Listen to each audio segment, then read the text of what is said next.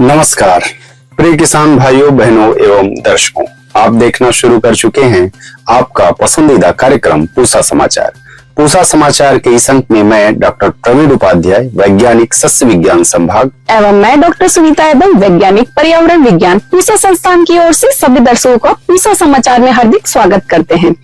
आज हम दर्शकों को आम, अमरूद, नींबू इत्यादि का नया बाग लगाने की विधि तथा धान में पोषक तत्व प्रबंधन हेतु लीफ कलर चार्ट की तकनीकी जानकारी देंगे। आगे बढ़ने से पहले आप सभी से अनुरोध है कि हमारे संस्थान के चैनल को आप जरूर सब्सक्राइब करें और बेल आइकन दबाना न भूलें, ताकि हमारे YouTube चैनल पर अपलोड किए गए सभी वीडियो के नोटिफिकेशन आप तक शीघ्र पहुंचे। एक बार स्थापित फलों का बाग कई वर्षों तक उपज देता है, अतः अच्छी उपज लेने हेतु वैज्ञानिक विधि से बाग लगाना अति आवश्यक है, जिनमें उपयुक्त गड्ढे तैयार करना शामिल है। जो किसान भाई आम, अमरूद, नींबू इत्यादि का नया बाग लगाना चाहते हैं, उनके लिए इससे संबंधित विस्तृत जानकारी दे रहे हैं पूसा संस्थान के विशेषज्ञ डॉक्टर जयप्रकाश सिंह। मानसून का मौसम है और इस समय किसान भाई, बागवान सभी लोग आम की नए पौध लगाने के लिए काफी तैयारी कर रहे हैं।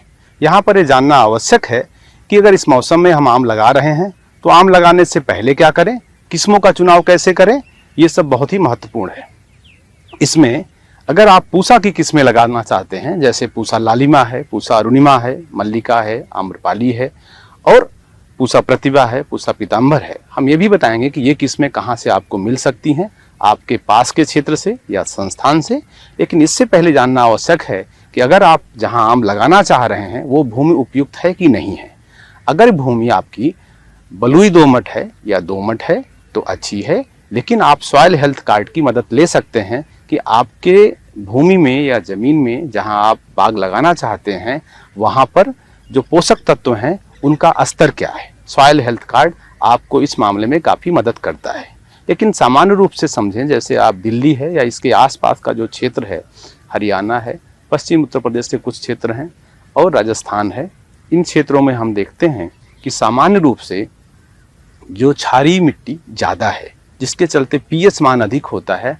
और आम जब किसान भाई लगाते हैं तो देखते हैं कि उसमें 3 महीने बाद या 1 साल तक काफ़ी हद तक बढ़वार नहीं होती या कई बार पौधे मर जाते हैं। गड्ढे की तैयारी के लिए ये आवश्यक है कि हम किस तरह की ज़मीन में गड्ढा बना रहे हैं। अगर क्षारीय भूमि है जहाँ पे नीचे सतह थोड़ी सख्त है तो वहाँ पर हम 1 मीटर गहरा, 1 मीटर लंबा और 1 मीटर चौड़ा इतना गड्ढा बनना चाहिए। गड्ढा बनाते समय ध्यान दें कि जो ऊपर की 15 से 20 सेंटीमीटर की मिट्टी है इसको अलग कर लें। और अगर आपकी खेत जो है ऐसे क्षेत्र में है जिसको हम कहते हैं डीप सॉइल, जहाँ कोई नीचे हार्ड पैन नहीं है या सख्त सतह नहीं है, वहाँ पर 60 सेंटीमीटर तक का भी गड्ढा आपको पर्याप्त होगा, जिसकी लंबाई चौड़ाई 60 सेंटीमीटर होगी, गहराई भी 60 सेंटीमीटर होगी। यहाँ पर जानना आवश्यक है गड्ढा जो हम कम से कम 1 महीना पहले खोएं।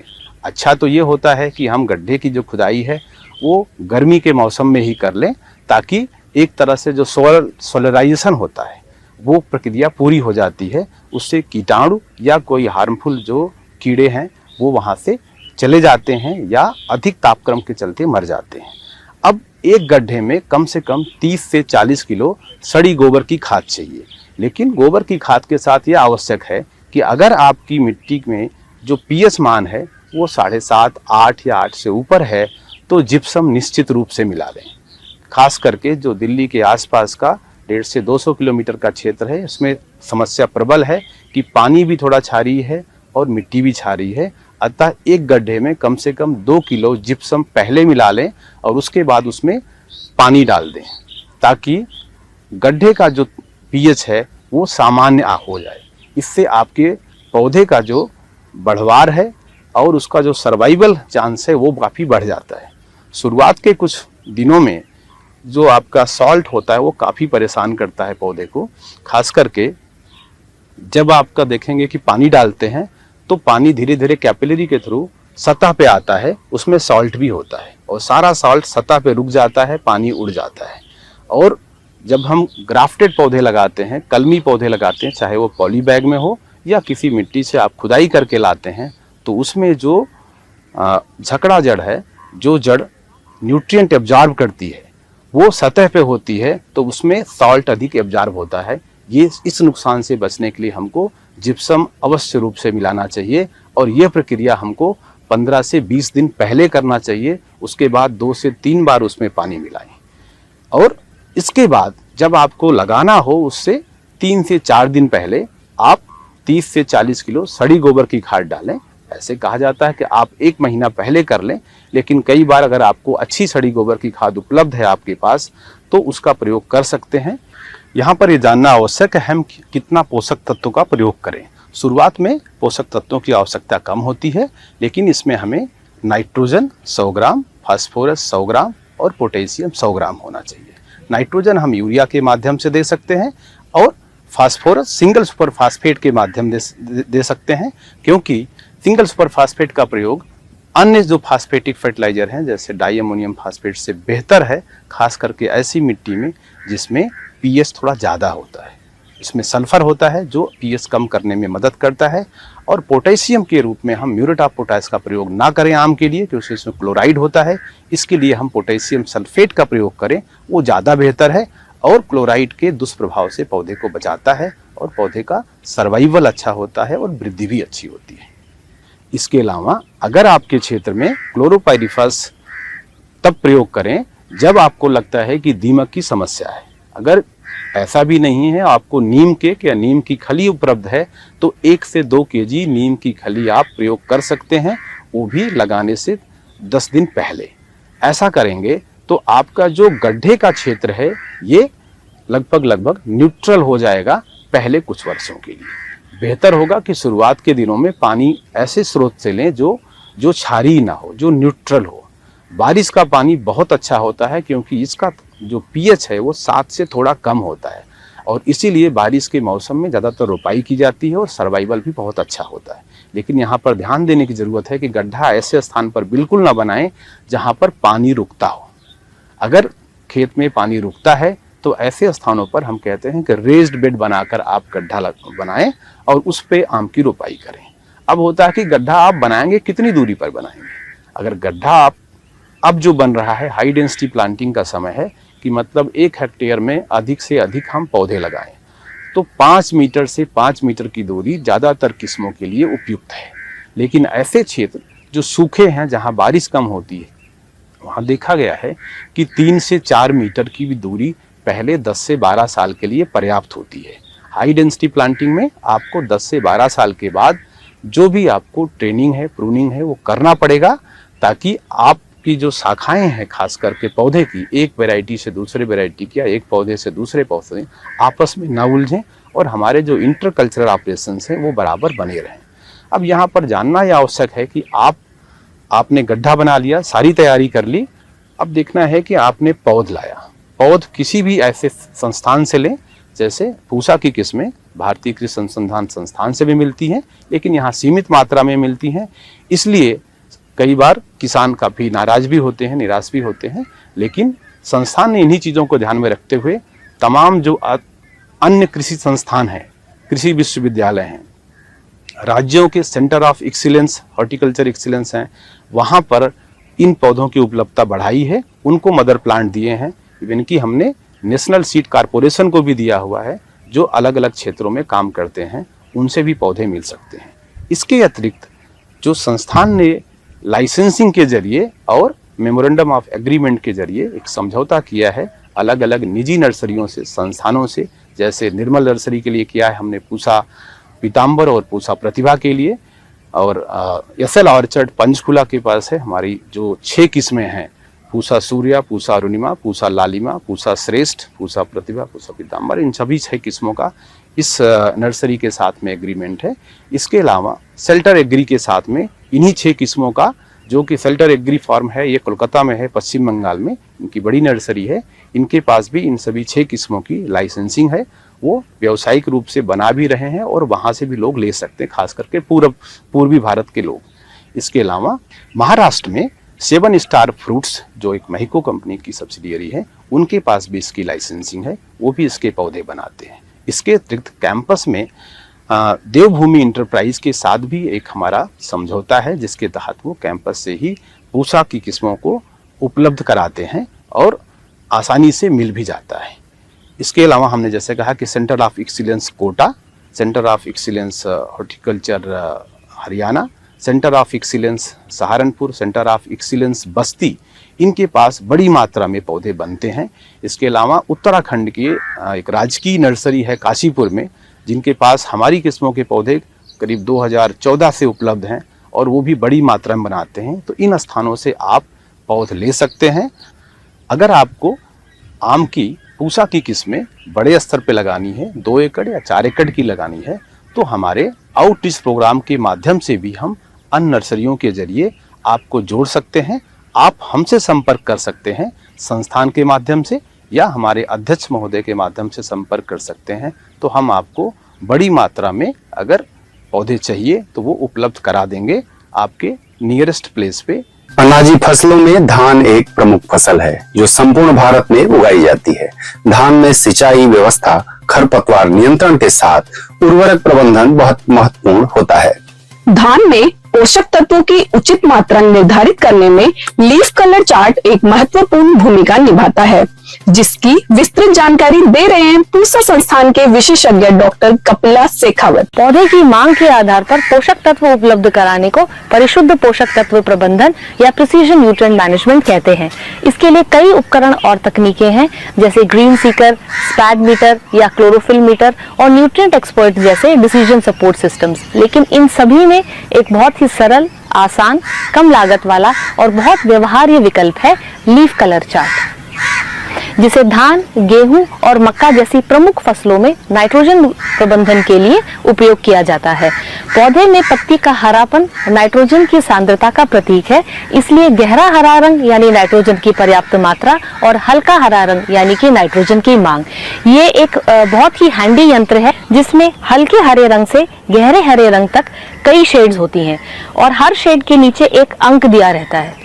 अब अगर धान की बात करें तो फसल लगभग जब 15 से 20 दिन की होती है तब हम लीफ कलर चार्ट से रीडिंग लेना शुरू करते हैं और लगभग हर 7 से 10 दिन के अंतराल पर पुनः इसकी रीडिंग्स ली जाती है। यदि आपका खेत बहुत बड़ा हो तो आप 4-5 भागों में उसे बांट सकते हैं और हर भाग से कम आपको 10 पत्तियों का चुनाव करना होगा जो रोग और कीटों से मुक्त हो, और जो यंगर लीफ या जो नई पत्ती है उसका आपको चुनाव करना होता है। लीफ कलर चार्ट की रीडिंग लेने का सबसे सही समय होता है सुबह 7-8 बजे, जब धूप ना हो।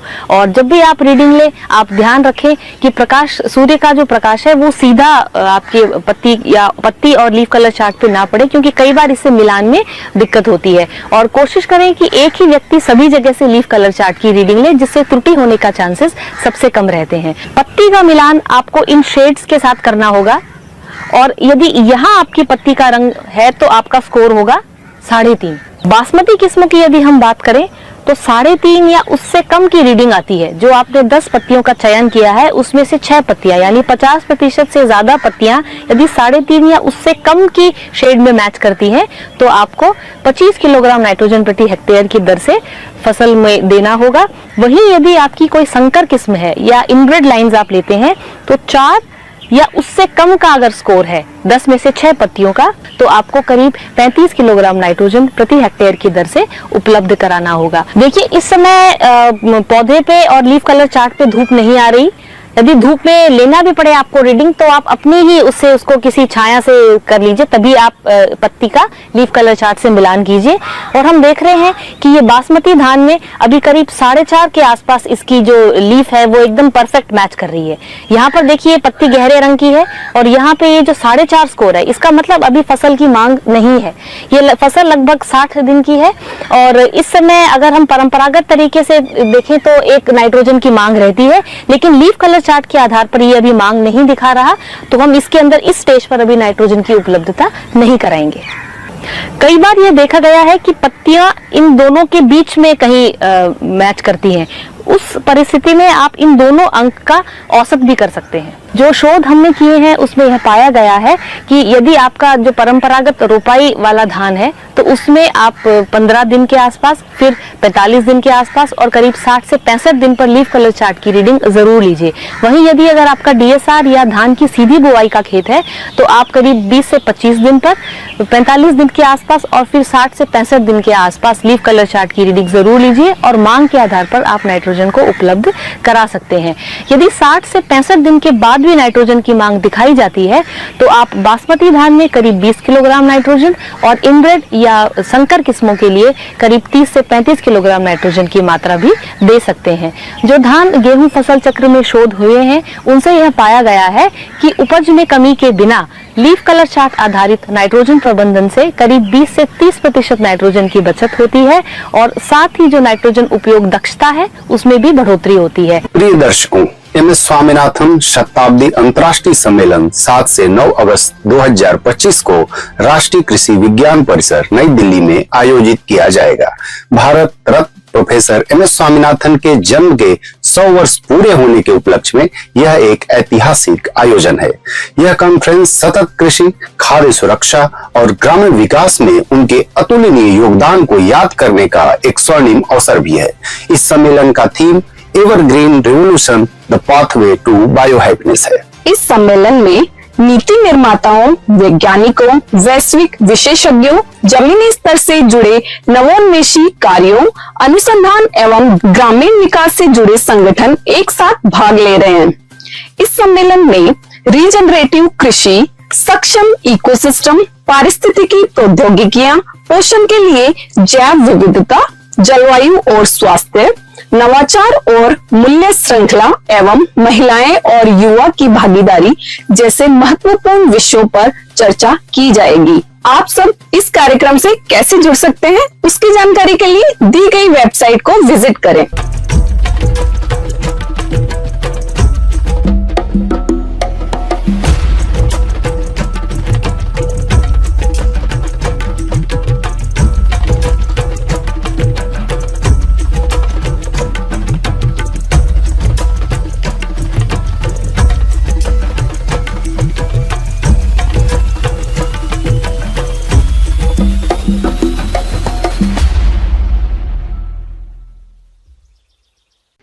प्रिय दर्शकों, आज दिनांक 2 अगस्त को भारतीय कृषि अनुसंधान संस्थान नई दिल्ली के कृषि अभियांत्रिकी सभागार में पीएम किसान कार्यक्रम के अंतर्गत एक कृषक वैज्ञानिक गोष्ठी का आयोजन किया गया।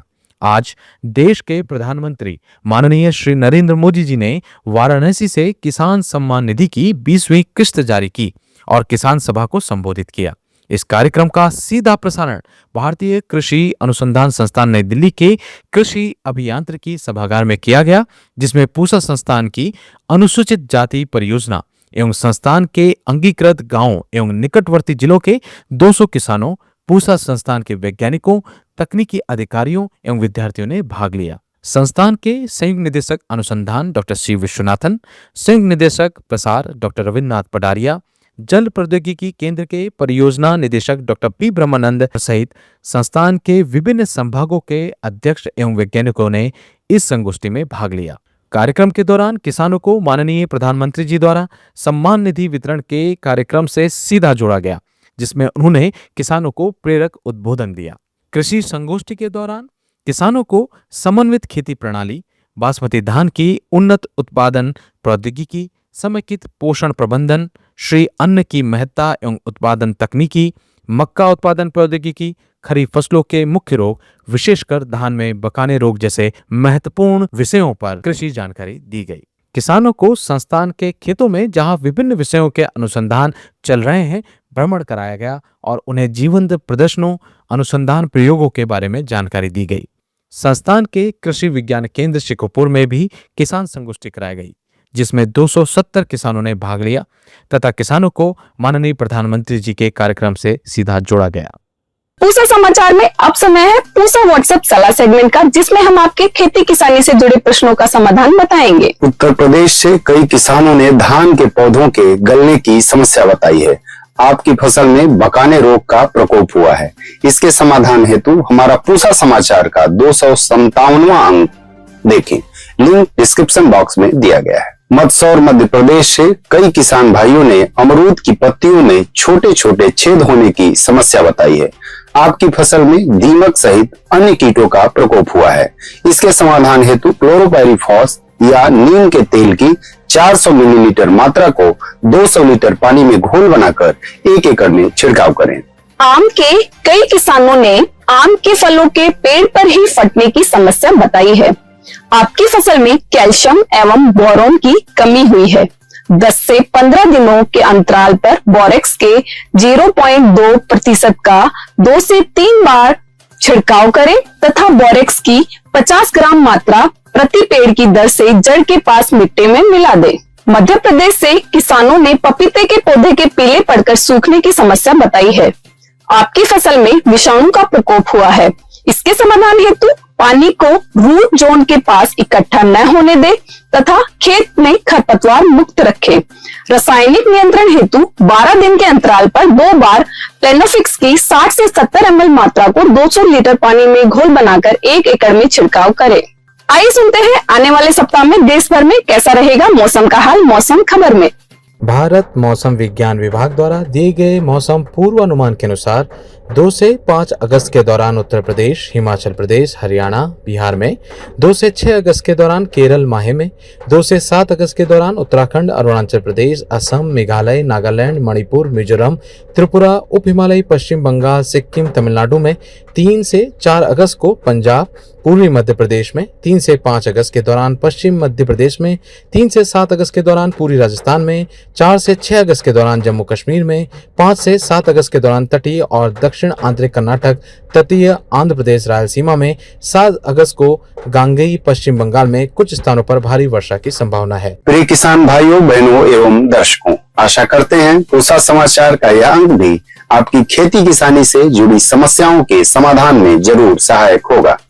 आप सभी दर्शकों से निवेदन है कि ज्यादा से ज्यादा संख्या में हमारे संस्थान के चैनल को सब्सक्राइब करें और पूसा समाचार के हर अंक का लाभ उठाएं। हमारे फेसबुक पेज और ट्विटर हैंडल को भी जरूर फॉलो करें। कृषि से जुड़ी समस्याएं या अधिक जानकारी हेतु हमें दिए गए नंबर पर व्हाट्सएप करें और अपना नाम एवं पता अवश्य लिखें। आपके सुझावों और प्रतिक्रियाओं का हमें हमेशा इंतजार रहता है।